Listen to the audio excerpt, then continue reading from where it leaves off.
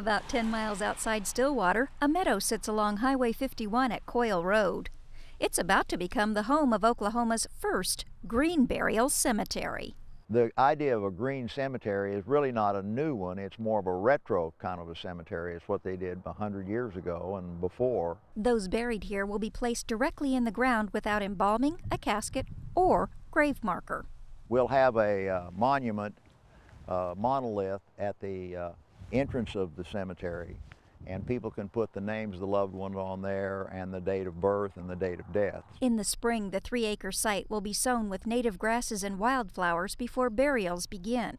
It's so the site will continue to look like a meadow instead of a cemetery. Bill Bernhardt got approval from the Payne County Commissioners to open the Greenhaven Cemetery as an alternative to modern burial techniques. People that have lived their lives with regard to the environment ought to have a choice to be able to do that in their end-of-life decisions.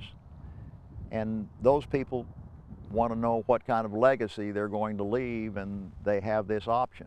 This isn't for everybody. If it was, everybody would be driving a hybrid and recycling.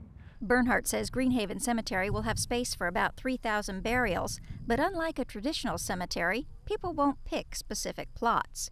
Each new burial will be placed next to the last one, so there'll be minimal disruption to the meadow. Mark Blankenship runs Floral Haven Cemetery in Broken Arrow. He says green funerals are already a popular choice. Green burials are the next logical step. There is a distinction between green funerals and green burials. We can provide a funeral with no embalming, a biodegradable casket, and all of the elements of a normal funeral.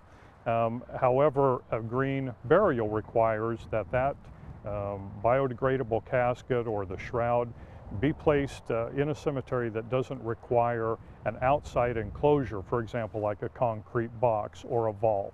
Greenhaven may be the state's first green cemetery, but Bernhardt and Blankenship both say it won't be the last. We are working right now to create a section in the cemetery that will also provide for green burials. Blankenship says it wasn't that long ago in Oklahoma that cremation became popular. When it did, traditional cemeteries began installing columbariums and special benches to hold the ashes of the dead. He says it's only natural some will now create spaces designed to accommodate those who want a natural burial. For ONR, I'm Kathy Tatum.